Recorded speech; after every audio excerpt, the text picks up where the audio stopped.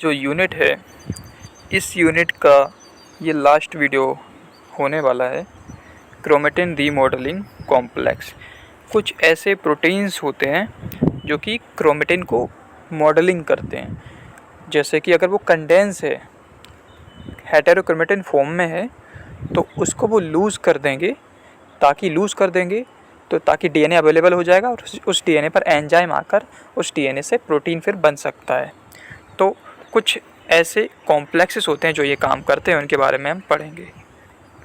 ठीक है, तो देखते हैं। तो टाइप ऑफ क्रोमेटिन रीमॉडलिंग। इससे पहले हमने जो बात करी थी वीडियो में, वो था कोवेलेंट हिस्टोन मॉडिफिकेशन। कोवेलेंट यानी कोवेलेंट बॉन्ड फॉर्मेशन होता था।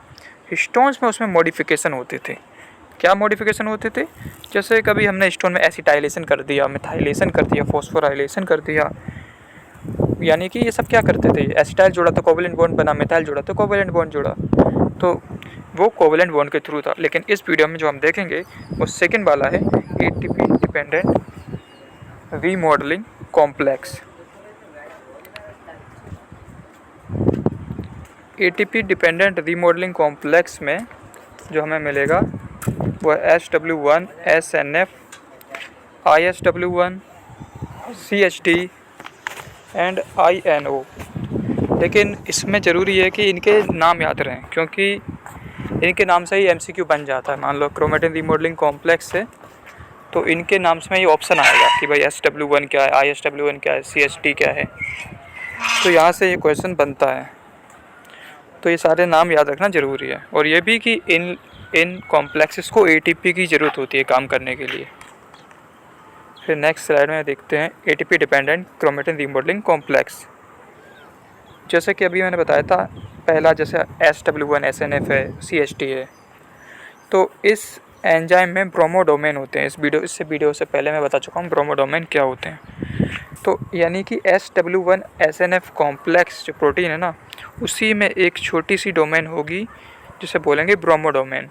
और ये ब्रोमोडोमेन जो पार्ट है वो एसिटाइलेटेड हिस्टोन से जाकर बाइंड हो जाता है। ठीक है। और जो CHD एंजाइम है उसके पास होता है क्रोमोडोमेन, जो कि मेथाइलेटेड हिस्टोन पर बाइंड हो जाता है। ये ध्यान रखना है। ध्यान क्या रखना है कि ब्रोमोडोमेन एसिटाइलेटेड हिस्टोन से बाइंड होता है, जबकि क्रोमोडोमेन मेथाइलेटेड हिस्टोन से बाइंड होता है। ये क्वेश्चन आता है। जैसे कि डायग्राम में भी देख सकते हैं, ये SW1 है, इसके पास ब्रोमोडोमेन है। ये देखो हिस्टोन के एसिटाइलेशन हिस्टोन पे एसिटाइल ग्रुप पर बाइंड हुए हैं।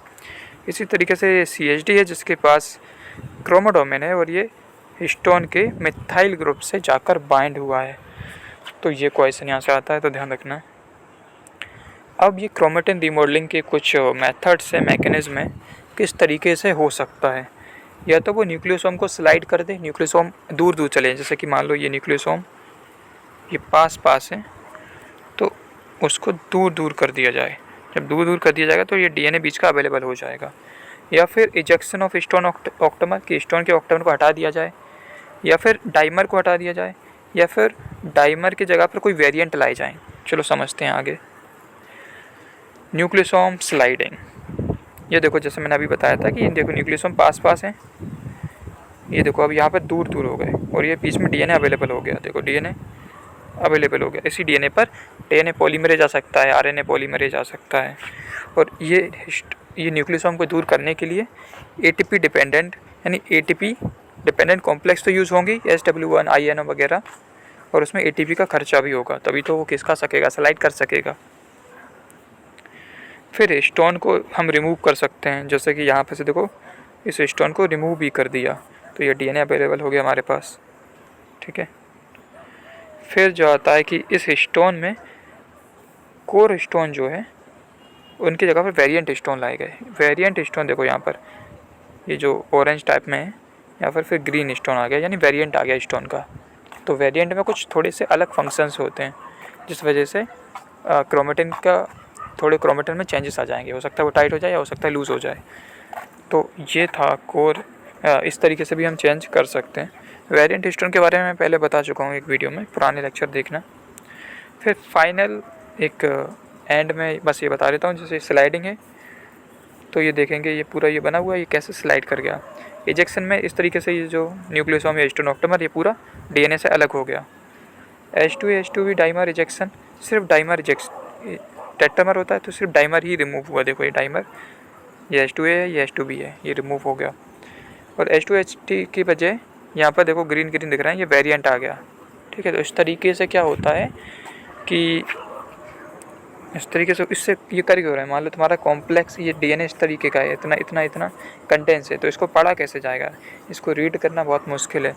तो ये कॉम्प्लेक्स क्या करते हैं, एटीपी का यूज़ करके डीएनए को ऐसा कर दिया जिससे इसको रीड किया जा सके।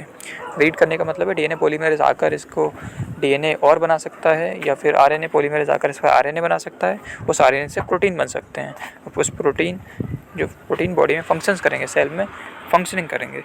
तो इस तरीके से क्रोमेटिन रीमॉडलिंग कॉम्प्लेक्स होता है। इसमें ज़्यादा कुछ नहीं होता, सीयूटी में कुछ नहीं आता, कुछ जो चीज़ मैंने बताई बस उतनी ही आती है, और गेट-बी में बस इतना ही आता है। तो ठीक है, ये यूनिट हमारी कंप्लीट हो चुकी है। आप पुराने लेक्चर्स देख लें, और इसी यूनिट से जो मैंने आपको कंटेंट दे दिया है, आपको सारे क्वेश्चन सीयूटी में गेट-बी में इसी से मिल जाएंगे। ठीक है, बहुत ज़्यादा आपको भागने की ज़रूरत नहीं पड़ेगी। ठीक है, तो प्लीज़ जितने भी आप वीडियोज़ देख रहे हैं काफ़ी हेल्पफुल हैं, रहेंगे, क्योंकि मैंने कंटेंट उस तरीके से दिया है, क्योंकि मैंने करा है तो मुझे पता है कि कैसे क्वेश्चन आते हैं। तो उसको सपोर्ट करिए, लाइक करिए, कमेंट करिए और दोस्तों को शेयर करिए। ठीक है, तो फिर मिलते हैं नेक्स्ट वीडियो में।